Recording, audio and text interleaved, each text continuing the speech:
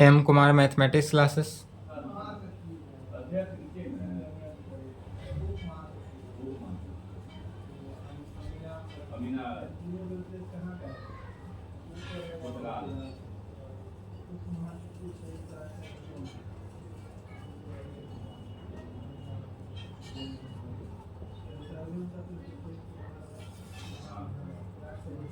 Lecture total कितना हुआ?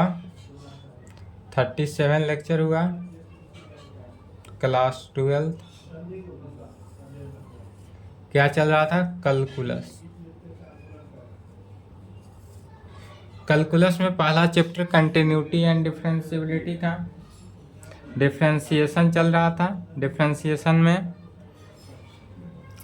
Exercise 5.8 के लिए क्या चलना है? दो थ्योरम है, दो ही थ्योरम है, उसी थ्योरम पर पूरा रिलेटेड है। तो पहला थ्योरम लिखेंगे रूल्स थ्योरम, और दूसरा क्या है? Mean value theorem. चलिए थ्योरम लिखेंगे। पहला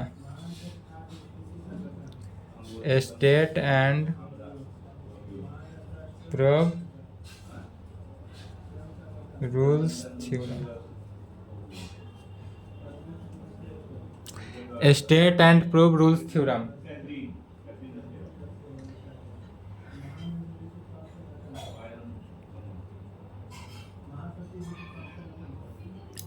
इसके लिए सबसे पहले state and prove rules theorem, इसके लिए क्या करना है? सबसे पहले स्टेटमेंट देना है, उसके बाद जो फॉर्म प्रूफ है उसको प्रूव करना है। तो इसका आंसर देखते हैं।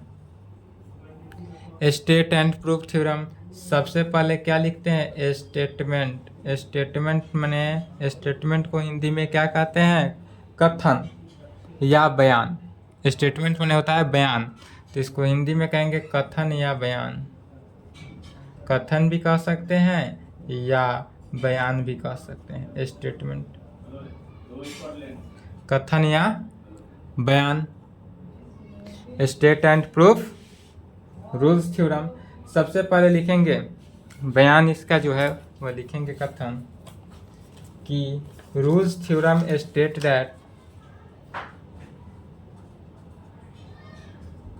Rules theorem state that if a function f(x) is defined in a closed interval ab such that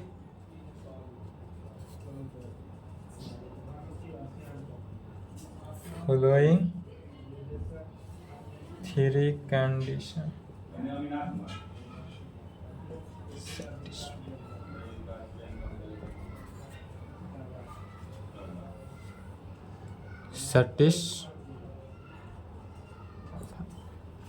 या थ्योरम, एक थ्योरम समझना है, इसी थ्योरम पर ऑल प्रॉब्लम है। दो थ्योरम पे ऑल प्रॉब्लम है, जितना रूल्स थ्योरम पे है सभी इसी थ्योरम से आधारित। स्टेटमेंट में कहेंगे Rolle's theorem state that if a function f(x) is defined in a closed interval A B, या फंक्शन f(x) जो होगा वह क्या होगा? क्लोज्ड इंटरवल ए बी में डिफाइंड होगा। निम्न फॉलोइंग थ्री कंडीशन सेटिस्फाई, जो नीचे तीन कंडीशन लिखेंगे, इसी तीनों कंडीशन को क्या करेगा? यह सेटिस्फाई करना होगा। यह तीनों कंडीशन को अगर यह सेटिस्फाई कर रहा है तो यह हमारा क्या हुआ? थ्योरम जो है वह प्रूफ होगा। चलिए इसका हिंदी लिखेंगे स्टेटमेंट का। रूल्स थ्योरम राज्य को कहा जाता है, रूल्स थ्योरम राज्य को कहा जाता है कि यदि एक फलन f(x)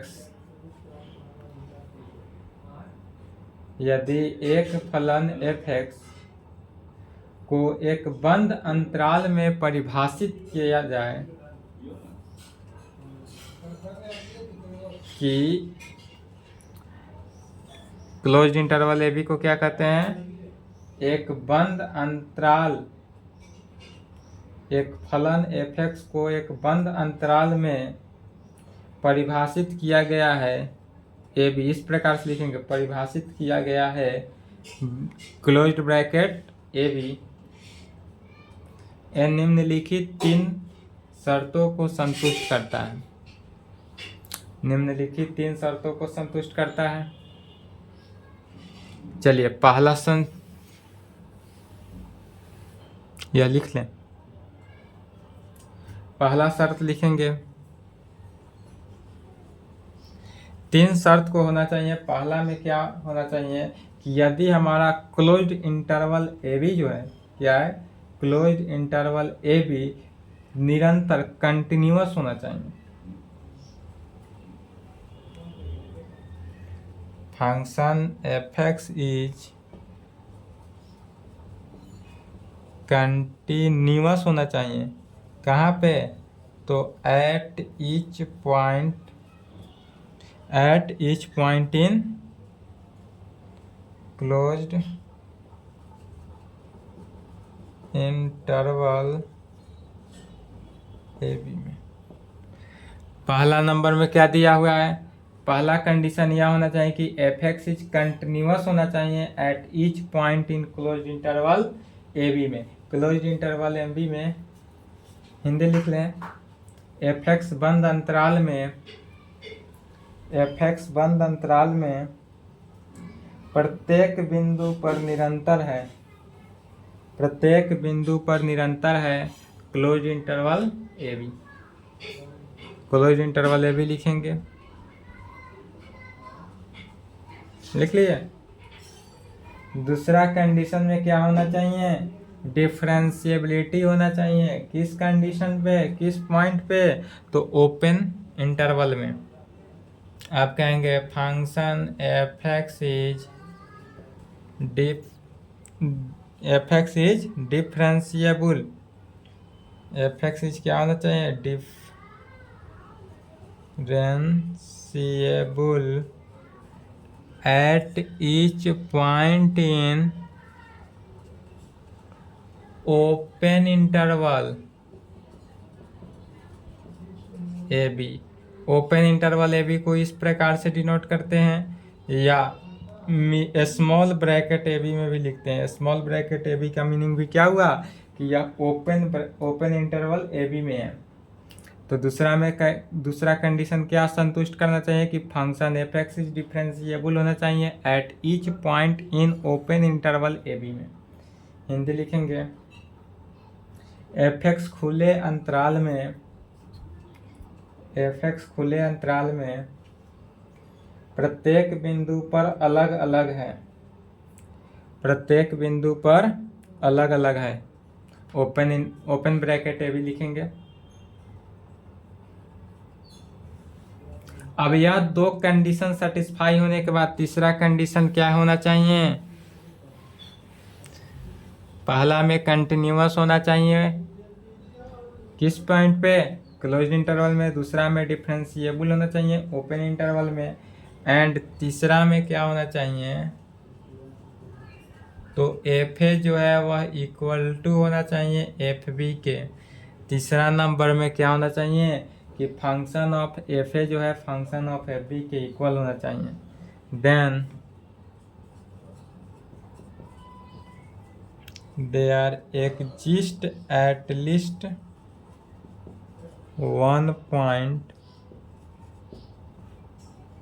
x belongs to c, x belongs to c जो है, sorry, x is equal to c belongs to open interval a b such that f dash c जो है क्या होना चाहिए? 0। एंड तीसरा कंडीशन क्या सेटिस्फाई होना चाहिए? तो तीसरा कंडीशन में fa is equal to fb होना चाहिए। Then there exist at least one point x is equal to c जो है belongs to open interval A B such that f dash c जो है वह क्या होना चाहिए? 0 के। F C is equal to 0 जो है उसका differentiation f dash c is equal to क्या होना चाहिए? 0 होना चाहिए। ये अगर तीनों कंडीशन को क्या कर रहा है, सेटिस्फाई कर रहा है, तो हमारा रोल्स थ्योरम क्या हो गया, सेटिस्फाई। चलिए तो इसी को हम प्रूव करते हैं। अब यहाँ से प्रूव करेंगे।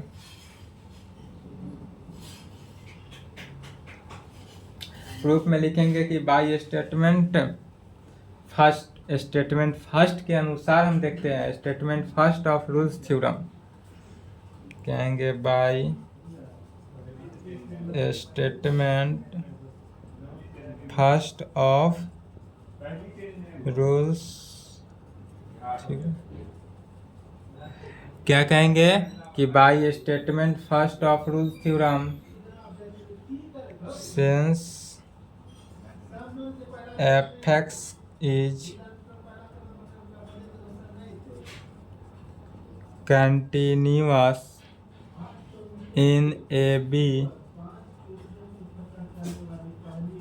therefore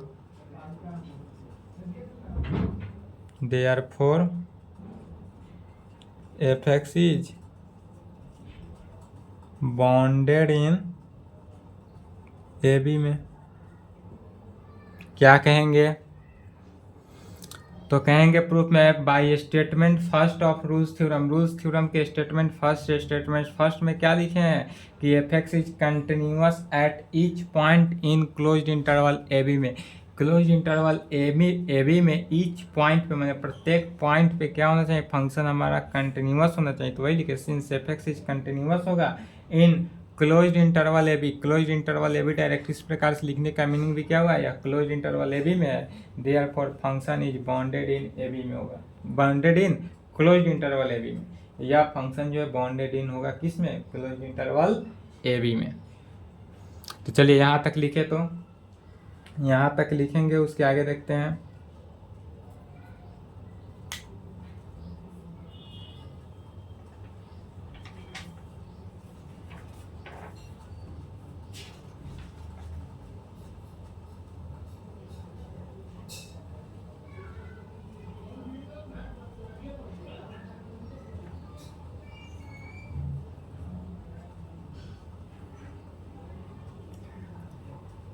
चलिए वीडियो रोक के लिखेंगे, क्योंकि थ्योरम थोड़ा लॉन्ग है, समाप्त करना है, वीडियो रोक कर लिखेंगे।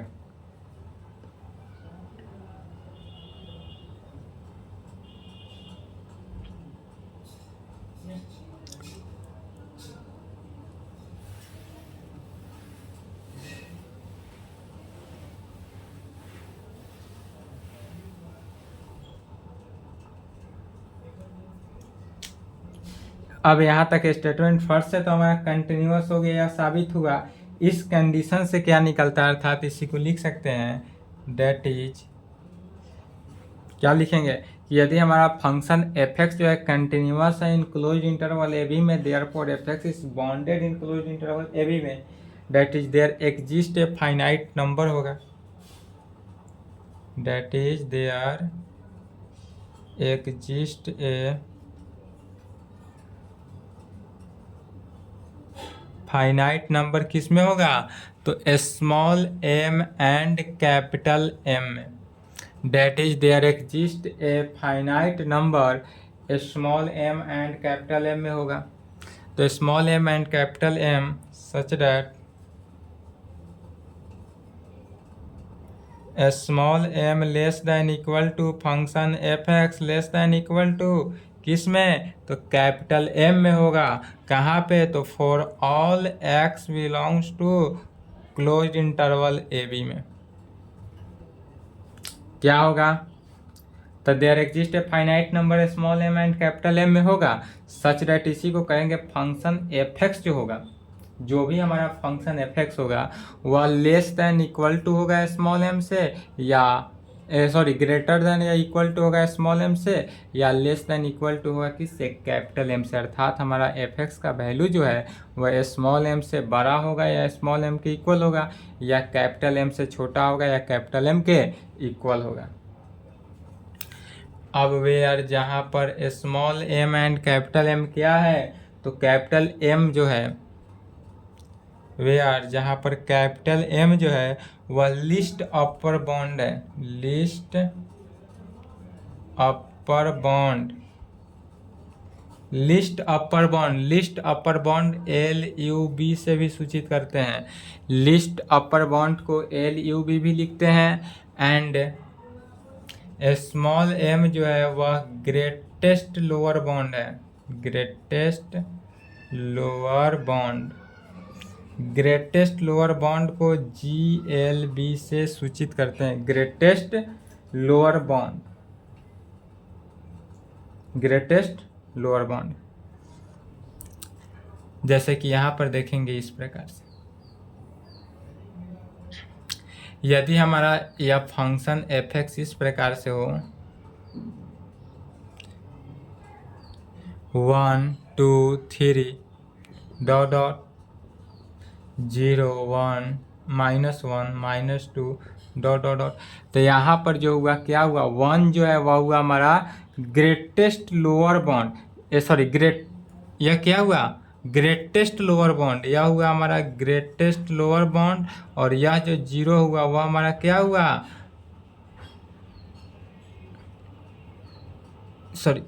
यह जो हुआ यह क्या हुआ, लिस्ट अपर बॉन्ड, और यह हुआ ग्रेटेस्ट लोअर बॉन्ड। उल्टा चलता है कंडीशन। यहाँ पर देखेंगे कि 1 जो हुआ वह क्या हुआ, लिस्ट अपर बॉन्ड। लिस्ट अपर बॉन्ड का मीनिंग क्या हुआ कि यह सबसे बड़ा का सबसे छोटा, लिस्ट माने क्या हुआ, सबसे छोटा, अपर बॉन्ड इस पूरे लाइन में सबसे छोटा तो 1 है, और ग्रेटेस्ट लोअर बॉन्ड अर्थात इस पूरे लाइन में जो सबसे बड़ा संख्या है वह क्या है, 0 है, तो उसी को लिया गया है ग्रेटेस्ट लोअर बॉन्ड में। Greatest lower bond and list upper bond या दोनों सेम जो है क्या करता है, उल्टा प्रोसेस है, उल्टा चलता है। अब इसी को कहेंगे, यहाँ तक आने के बाद लेट फंक्शन f(x) अटेंस मैंने क्या होता है, उपलब्ध, इसका हिंदी होता है उपलब्ध। यह जो है लेट, मान लेते हैं फंक्शन f(x) जो है अटेंड कर रहा है, मैंने उपलब्ध है किस में, it's upper bound capital M में, किस पर, तो eight point x = C belongs to AB, that is FC = capital M में। यहाँ पर क्या कहेंगे, लेट, मान लिए फंक्शन f(x) जो है वह अटेंस कर रहा है, मैंने उपलब्ध है, it's upper bound capital M में। यह किस में है, तो अपर बॉन्ड कैपिटल M में, at point x = C belongs to close interval AB में। यह statement first close interval AB से चल रहा है। डेट इज FC = क्या हुआ, M, FC = M। But by statement third लेकर चलते हैं। आप कहेंगे बट बाई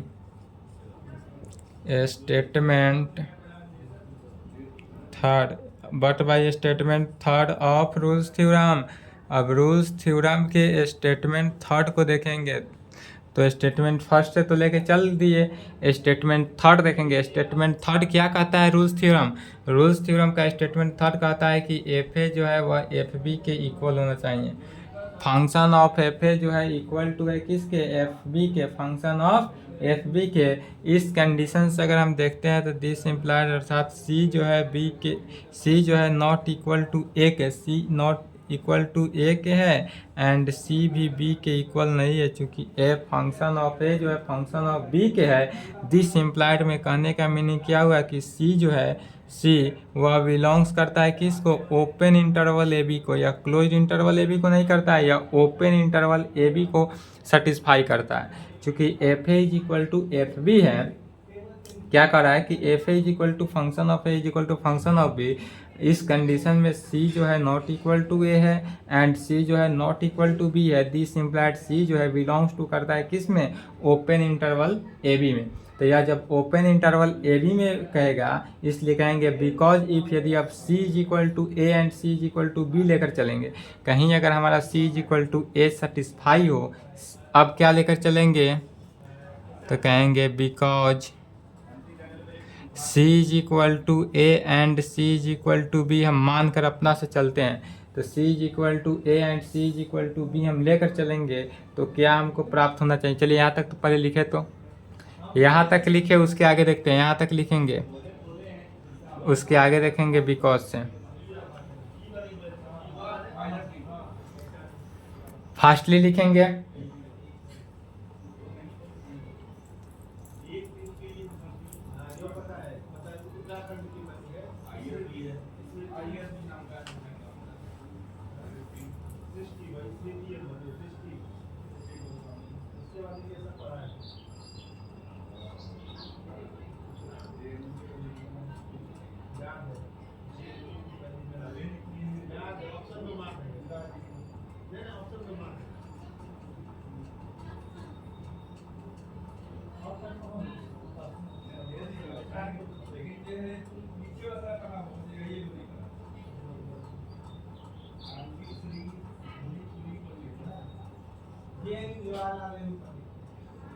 चलिए लिख लिए, वीडियो रोक लेंगे, वीडियो रोक लें। अब यहाँ तक वीडियो रख लिए। अब यहाँ तक आने के बाद कहेंगे क्या, बिकॉज अब C is equal to A ले लेते हैं और and C is equal to B ले लेते हैं। अब इस कंडीशन को लेकर चलते हैं तो हमको क्या प्राप्त होता है सो देखेंगे।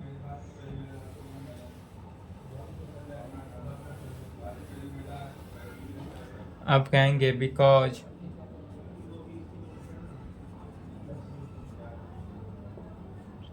C is equal to A and C is equal to B लिए, क्या ले लेते हैं, C is equal to B and C is equal to A ले लिए।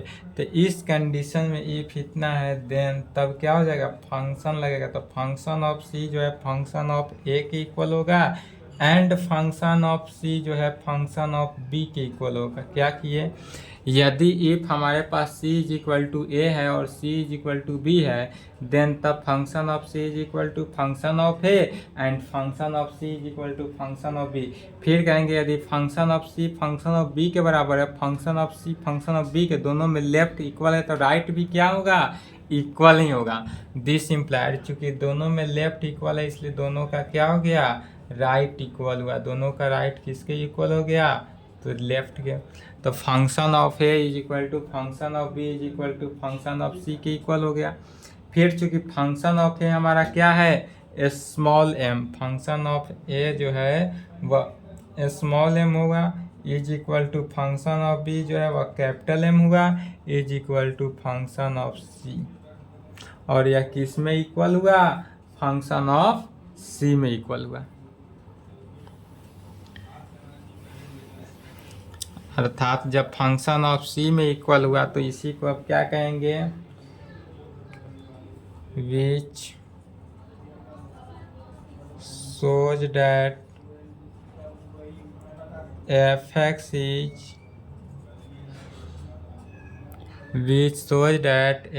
is constant function in AB। क्या है, which shows that function of f(x) is क्या है, कांस्टेंट है, constant function in closed interval A B में। That is कहने का मीनिंग क्या हुआ कि function f(x) is equal to constant है। फंक्शन f(x) क्या है, कांस्टेंट है। या तो हमको प्राप्त हो गया, अभी यहाँ तक जितने भी पढ़े उससे क्या प्राप्त होता है कि function f(x) is equal to constant है। अब इसी को कांस्टेंट है तो ठीक है, इसी को डिफ्रेंशिएट कर देंगे। Differentiation with respect to x in both side, x के रेस्पेक्ट में डिफ्रेंशिएशन करेंगे तो क्या होता है, f(x) का डिफ्रेंशिएशन लेफ्ट में f'(x) होता है। फंक्शन ऑफ f(x) का डिफ्रेंशिएशन क्या हो जाता है, f'(x) क्या हो गया, 0 के इक्वल हो गया। कांस्टेंट का डिफ्रेंशिएशन क्या होता है, चूँकि 0 होता है इसलिए 0 के इक्वल हुआ। दिस इम्प्लाइड, यहाँ से यह कहा जा सकता है कि function of f'(x) is equal to 0 है। This implied f'(c) is equal to 0 होगा कहाँ पे, for all x is equal to c belongs to open interval A B में। इसको इक्वेशन नंबर फर्स्ट मानेंगे। किस में लेकर चलेंगे, ओपन इंटरवल ए बी में। F dash X is equal to C अगर जीरो आ रहा है तो F dash C is equal to zero होगा कहाँ पे, फॉर ऑल एक्स एक्स के कंडीशन में। तो X belongs to X is equal to C belongs to open interval A B. अभी यह ओपन इंटरवल ए बी से चल रहा है, तब कहेंगे वी गेट द रिजल्ट। अब यहाँ तक आने के बाद तब हमको क्या रिजल्ट निकलता है वह देखेंगे। तो वी गेट द रिजल्ट, इससे जो हमको रिजल्ट निकलता है वह रिजल्ट निकलता है, कहेंगे सिंस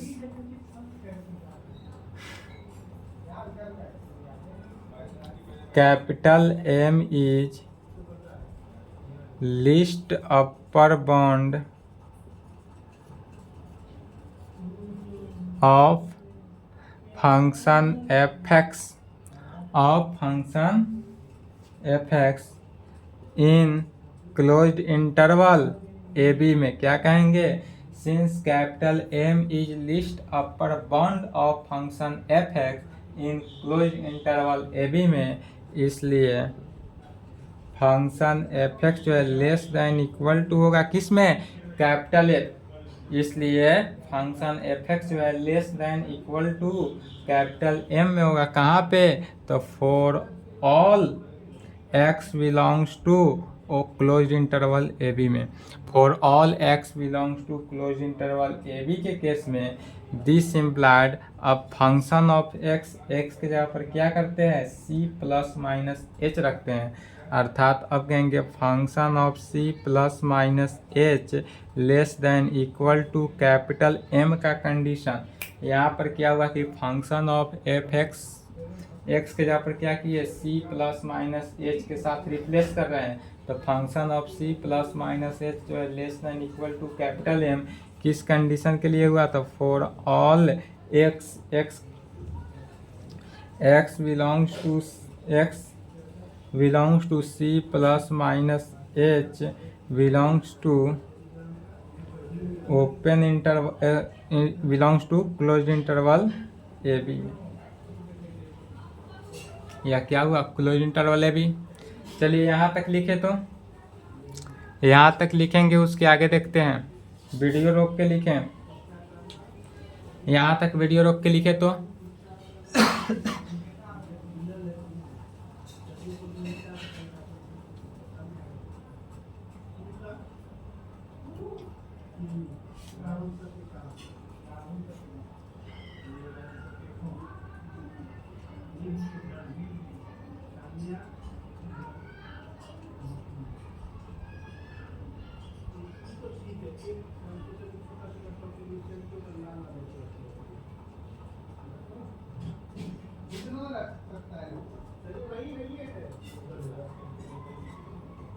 चलिए लिख लिए। अब यहाँ तक आने के बाद अब क्या करेंगे, इसी को आगे बढ़ाएंगे।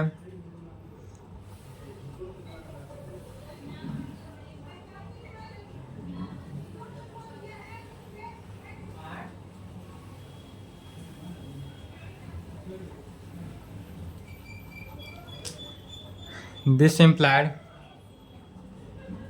Function of f c plus minus h जो है लेस देन इक्वल टू, अब कैपिटल एम, फिर चूंकि कैपिटल एम के जगह पर कैपिटल एम जो है वह किसके इक्वल है, एफ सी के इक्वल है। तो यहाँ पर क्या करेंगे, एफ सी लिखेंगे। क्या क्यों लिखेंगे, चूँकि F C is equal to capital M.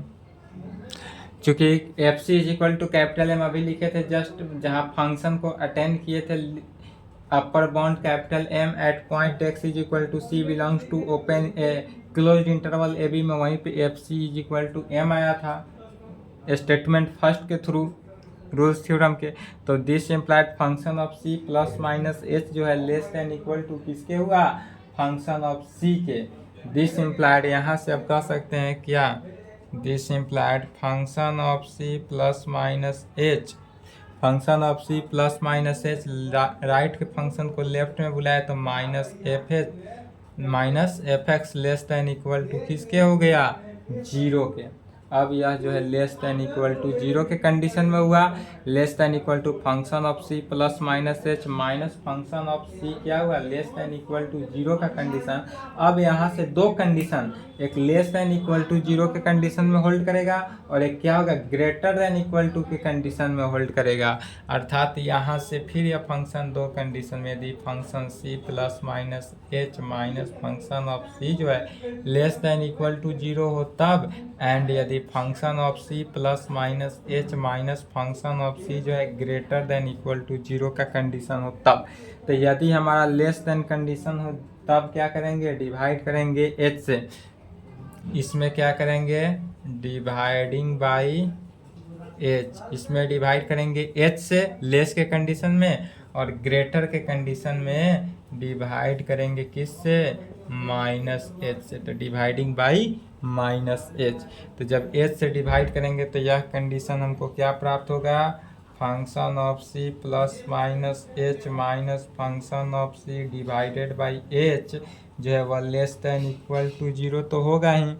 And अब यहाँ पर क्या करना है, माइनस एच से, अर्थात function of C plus minus H minus function of c divided by minus h जो है वह ग्रेटर देन इक्वल टू हो गया किसके, जीरो के। यह किसके इक्वल होगा, तो greater than equal to zero. अब यहाँ तक आने के बाद क्या करते हैं, टेकिंग लिमिट ले लेते हैं, taking limit h tends to zero in both side, दोनों तरफ अगर हम क्या करते हैं लिमिट ले लेते हैं, taking limit h tends to zero in both side we get, तब हम क्या पाते हैं, सो लिखेंगे तो limit h tends to zero function of c plus minus H minus function of c divided by h जो है वह क्या होगा, less than equal to zero का कंडीशन।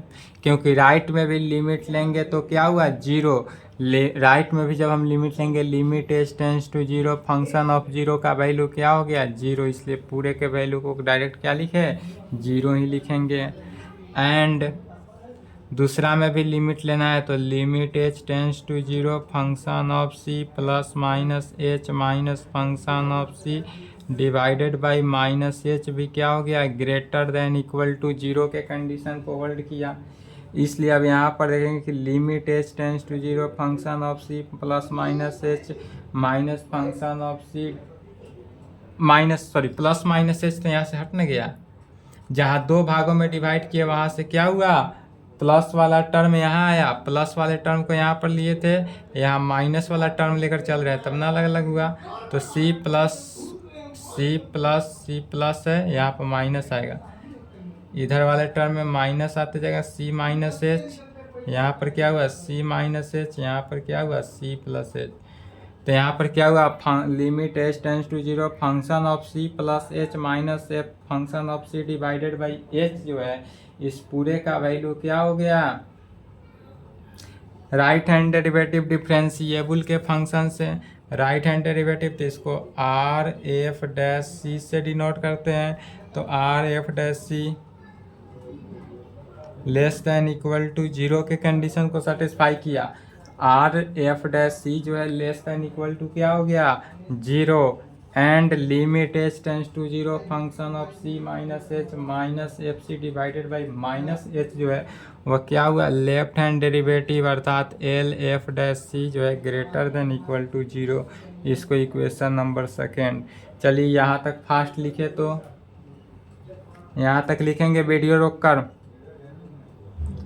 यह आर एफ डैश सी कहाँ से है, तो limit h tends to zero, चूँकि कहाँ से हम वैल्यू लिखे, तो चूँकि हमने जब डिफरेंशिएबल जब पढ़ाए थे,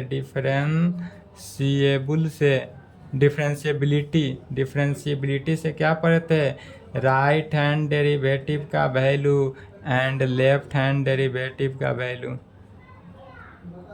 उसी के कंडीशन से लिखे, या राइट हैंड डेरिवेटिव हुआ या लेफ्ट हैंड डेरिवेटिव हुआ। चलिए लिख लिए, वीडियो रोके तो। अब स्टेटमेंट फर्स्ट स्टेटमेंट सेकेंड से हमको रिजल्टेंट वैल्यू प्राप्त हो गया है। अब क्या बचा, स्टेटमेंट सेकेंड। तो अब हम लेकर चलेंगे स्टेटमेंट सेकेंड से। स्टेटमेंट सेकेंड में क्या था, तो स्टेटमेंट सेकेंड में था कि हमारा डिफरेंशिएबल फंक्शन जो है F x function is differentiable at each point होना चाहिए ओपन इंटरवल ए बी में। तो अब कहेंगे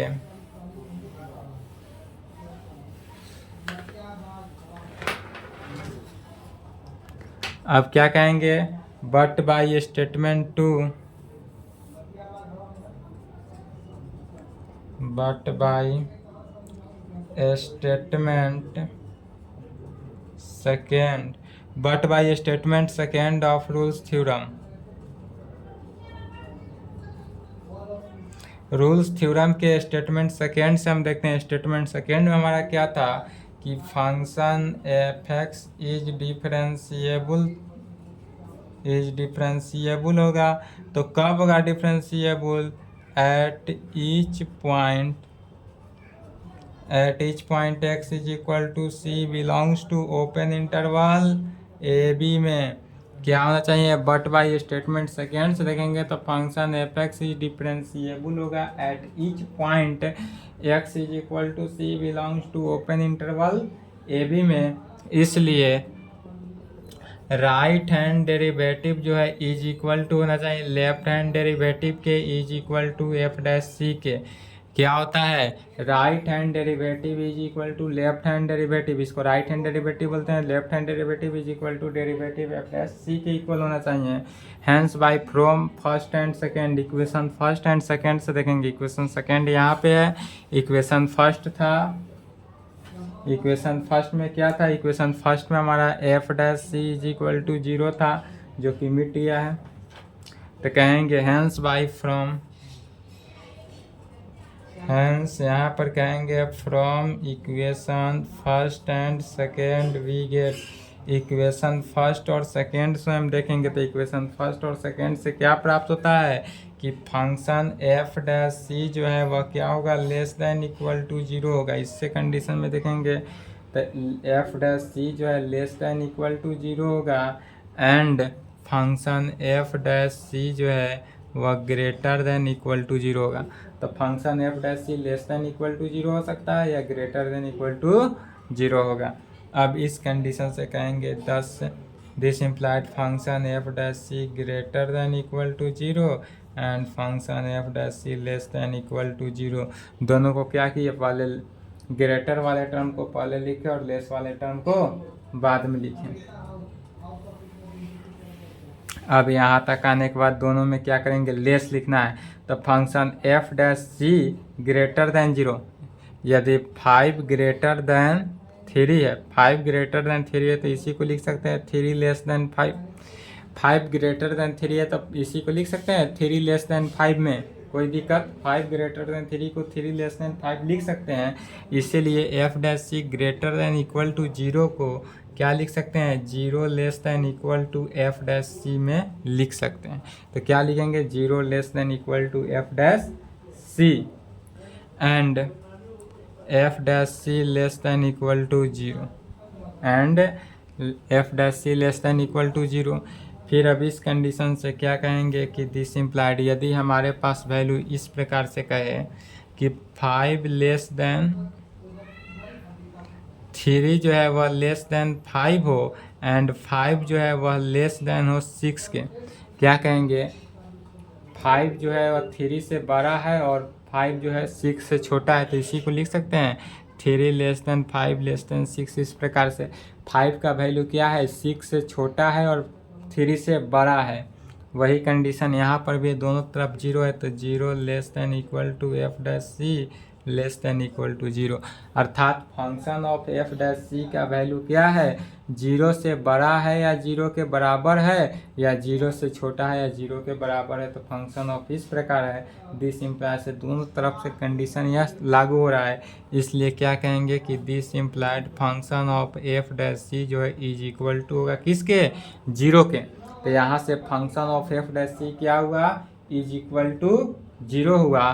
किस कंडीशन में, वेयर, जहाँ पर सी जो है belongs to open interval A B में, जहाँ क्या हुआ, C belongs to open interval A B में होगा।